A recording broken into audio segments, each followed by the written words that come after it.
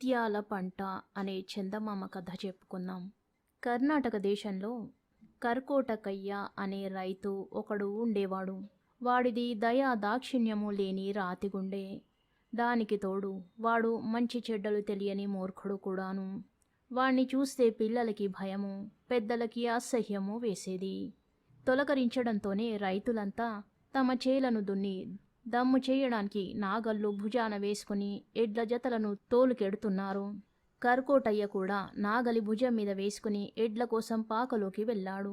వాడికి ఒక్క జత ఎడ్లే ఉన్నాయి. వాడు పాకలో ప్రవేశించేసరికి ఒక ఎద్దు నిలబడి ఉంది.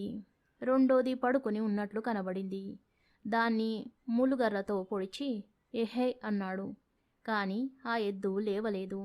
లేవడానికి అది బ్రతికి ఉంటేగా. రాత్రి ఎప్పుడో వాతం కమ్మి చచ్చిపోయింది. అరక లాగడానికి రెండు పక్కల రెండెడు కావాలి కదా. చచ్చిపోయిన దాని స్థానే ఎద్దు ఎక్కడి నుంచి వస్తుంది? ఎవడైనా ఎరువు ఇస్తాడేమో అంటే తనంటే ఎవరికి గిట్టదాయే. కొత్త ఎద్దుని కొందామంటే డబ్బేది? ఒక్క క్షణం ఆలోచనలో పడ్డాడు కర్కోటకయ్య. ఆలోచిస్తూ నిలబడేసరికి వాడి పెళ్ళాం భూదేవమ్మ పెంట పారబోయడానికి పెరట్లోకి వచ్చింది. ఆమెను చూడ్డంతోనే కర్కోటకయ్యకి ఒక ఆలోచన తోచి, ఒసే పొలం రా, పనుంది అన్నాడు. భూదేవమ్మ మహాపతివ్రత. ఎందుకు అని అడగకుండా మొగుడు రమ్మనగానే చేట అక్కడ పడవేసి భర్త వెనకాలే వెళ్ళింది. బ్రతికున్న ఎద్దుతోటి భార్యతోటి కర్కోటకయ్య పొలం చేరుకుని ఒకవైపు అరకకి ఎద్దును కట్టి రెండో వైపు కాడిని భూదేవమ్మ మెడ మీద పెట్టి ఎద్దుతో సమానంగా లాగాలి సుమా అన్నాడు.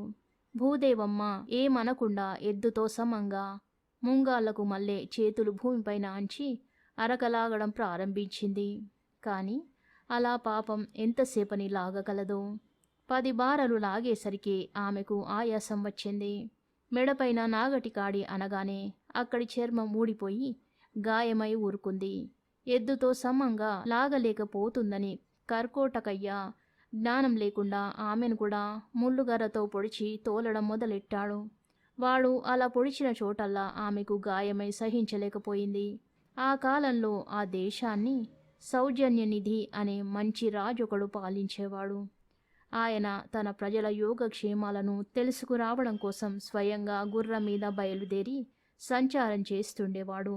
ఆనాడు ఆయన కర్కోటకయ్య పొలం పక్క నుంచి పోతూ భూదేవమ్మ మూలుగు వినిపించి ఆగాడు. ఆయనకు ఆ ఘోర దృశ్యం చూసేసరికి గుండె నీరైపోయింది. మరొక రాజైతే కర్కోటకయ్యను వెంటనే కొరతను వేయించేవాడే. కాని ఆయన వాడి దగ్గరికెళ్ళి సౌమ్యంగా, అబ్బి ఈమెను వదిలేయి, నీకు రెండో ఎద్దు లేకపోతే నేను కొని ఇస్తాను అన్నాడు. అంటూనే తన నౌకరి చేతిలో ఒక వరహాల మూట పడేసి ఎద్దు కోసం పంపాడు. భూదేవమ్మతో, అమ్మా నువ్వు ఇంటికి పోయి ఆ గాయాలకేమైనా మందు వేసుకో. నీ భర్తకి ఒక్క అరగంటలో మా నౌకరు మంచి ఎద్దునొకదాన్ని కొని తెస్తాడులే అని చెప్పాడు. ఆమె మెల్లిగా లేచి వెళ్ళబోతుంటే కర్కోటకయ్య ఏం చేశాడనుకున్నారు? రాజుకు కృతజ్ఞత కనబర్చడానికి బదులు మండిపడుతూ, కొత్త ఎద్దు వచ్చేదాకా అరక ఆపుకొని నిలబడనా నేను? ఈ అరగంటలోనూ అడ్డెడు నేల దున్నవచ్చునే అన్నాడు. వాడి మూర్ఖతకు రాజు నిర్ఘాంతపోయాడు. సౌజన్యనిధి ఊరిమితో, అబ్బి నీకు ఈ అరగంట ఆగడానికి వీల్లేదని తోస్తే నీ ఇల్లాలికి బదులు నేను ఈ కాడి కింద మెడపెట్టి లాగుతాను అని మెడ ఒగ్గాడు. ఏమీ అనలేక కర్కోటకుడు భూదేవమ్మ మట్టుకో, బాబు వద్దు వద్దు అంటూ రాజుకి అడ్డు రాబోయింది గాని లేవలేక కూలబడిపోయింది. కర్కోటకుడు అప్పటికే ఆలస్యమైపోయిందని విసుక్కుంటూ ఎద్దుతో పాటు అరక రెండో పక్కన రాజు లాగుతుంటే నడు నడు అంటూ పక్షపాతం లేకుండా ఎద్దుని రాజుని సమంగా మూలుగు కర్రతో పొడుస్తూ తోలుకుపోయాడు. భూదేవమ్మకు ఇప్పుడొక కొత్త బాధ వచ్చింది. మూర్ఖుడైన తన మొగుడు ఆ రాజుని ముళ్ళుకర్రతో పొడుస్తుంటే ఆమె చూడలేకపోయింది. భగవంతుడా, ఈ మహానుభావుడికి పాడు కష్టం తెచ్చిపెట్టావేమిటి? ఆయనకు ముళ్ళుగర్ర నాటకుండా చెయ్యి, ఆయన మెడకి నొప్పి కలగకుండా చెయ్యి అని ప్రార్థించింది. మహా ఇల్లాలి ప్రార్థనను భగవంతుడు విన్నాడు. కర్కోటకుడు మూలుగర్ర పుచ్చుకు పొడిచినా తనకు నొప్పి పెట్టకపోవడం చూస్తే రాజుకే ఆశ్చర్యం వేసింది. ఈమె మహాపతివ్రత అనుకుంటూ ఆయన ఒక 20 బారల మేర దున్నేసరికి అంతలో కొత్త ఎద్దును తోలుకొని నౌకరు వచ్చాడు. అప్పుడు వదిలాడు కర్కోటకుడు రాజును. గాయాలతో ఉన్న భూదేవమ్మను నౌకర్ని తోడిచ్చి రాజు ఇంటికి పంపేశాడు. ఆమె వెడుతూ ఆయనను ఆశీర్వదించింది. రాజు వెళ్ళాడు.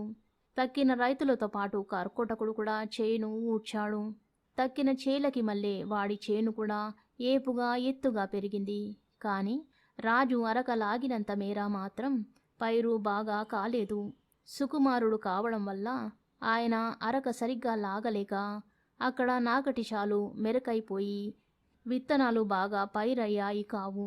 ఆ కాస్త మేర కూడా తనకి సరి అయిన పంట రాలేదు కదా అని తలచి ఆ వాజమ్మ మూలాన నాకు నష్టం వచ్చింది.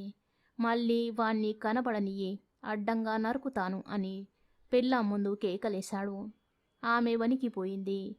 భగవంతుడా, ఉపకారానికి వచ్చిన ఆ పుణ్యాత్ముడికి అపకారం ఎదురవుతోందే. ఆయనకి నా భర్త వల్ల ఏ ఆపద రాకుండా కాపాడు అంటూ మళ్ళీ ప్రార్థించింది. మర్నాడు కర్కోటకుడు పొలం వెడుతూ కత్తి కూడా పట్టుకెళ్ళాడు. రాజు కనబడితే నిజంగా నరుకుదామనే వెళ్ళాడా కృతజ్ఞుడు. వెళ్ళి దూరం నుంచే యథాలాపంగా పంట బాగా పండని రవంత మేర ఒక మూట చూశాడు. ఎత్తుగా ఎదగకపోయినా ఆ మొక్కలకి కొసల్న కంకులున్నట్టు కనబడింది వాడికి. తక్కిన కంకులకు మళ్ళీ కాకుండా అవి తెల్లగా మెరుస్తున్నట్లు తోచి ఏమిటి చెప్పమా అనుకుంటూ దగ్గరికి వెళ్ళాడు. ఆ కంకుల్ని ఉన్నవి వడ్ల గింజలు కావు, ఆనిముత్యాలు. కర్కోటకుడు తన కళ్ళను నమ్మలేకపోయాడు. రాజును చంపుదామని తెచ్చిన కత్తి దానంతటదే కిందికి జారిపోయింది. రాజు వద్దకి పరిగెత్తికెళ్ళి ముత్యాలు చూపిస్తూ కాళ్ళ మీద పడి, ప్రభూ, మీ మూలాన్ని నాకు పంట నష్టమైందనుకుని మీకు ద్రోహం తలపెట్టాను. కానీ చూడండి, మీరు దున్నినంత మేర ముత్యాలు పండాయి అన్నాడు. వాడి మాటలు రాజుకి అర్థం కాలేదు. సంగతేమిటో తెలుసుకుందామని భూదేవమ్మకు కబురు చేయించాడు. ఆమె వచ్చి తన భర్త వల్ల ఏ కీడు మూడక సౌజన్యనిధి క్షేమంగా ఉండడం చూసి భగవంతుడు నా మొర ఆలకించాడు అని సంతోషపడింది. ఏమిటి సంగతి? ఈ ముత్యాల పంట ఏమిటి అన్నాడు రాజు అమిత ఆశ్చర్యంతో. ఆమె, ప్రభు, నన్ను కనికరించి నా స్థానే నీవు అరకను మెడకు తగిలించుకున్నావు. మాకు ఎద్దును కొనిపించి ఇచ్చావు. అయినా నా భర్త మీ మేలు గుర్తించక మిమ్మల్ని చంపడానికి కూడా సిద్ధపడ్డాడు. అన్ని పాపాలలోకి కృతజ్ఞుడు వల్ల వచ్చే పాపం మహాఘోరమైనది కదా. భర్త ఇలాంటి ఘోర నరకంలో పడిపోతుంటే ఏ ఇల్లాలు చూసి ఊరుకోగలదు ప్రభు? నాకు ఆపదలో అడ్డుపడ్డ మీకు కీడు ఏమీ మూడరాదని నా భర్త కృతజ్ఞుడు కారాదని భగవంతుని ప్రార్థించాను. దేవుడు నా ప్రార్థన విని నీవు దున్నిన చాలులో ముత్యాలు పండించి ఉంటాడు అంది. ఆ మాటలు వినేసరికి రాజుకి కళ్ళ వెంట నీళ్లు జలజల రాలాయి. అంతా వింటూ చూస్తూ ఉన్న కర్కోటకయ్య పాషాణ హృదయం కరిగి నీరైంది. భోరుమని ఏడుస్తూ వాడు రాజు కాళ్ళ మీద పడి, పాపాత్ముణ్ణి క్షమించానంటే గాని లేవను అని భీష్మించాడు. ప్రభు, ఈ ముత్యాలు మీరు దున్నిన చాలులో పడ్డాయి. ఇవి మీరే పుచ్చుకోవాలి అన్నాడు. అందుకు రాజు, నావి కావు, మీవే. నీ భార్య పండించుకుంది వీటిని, మీరే పట్టుకుపోండి అన్నాడు. కథ సమాప్తం. శుభం.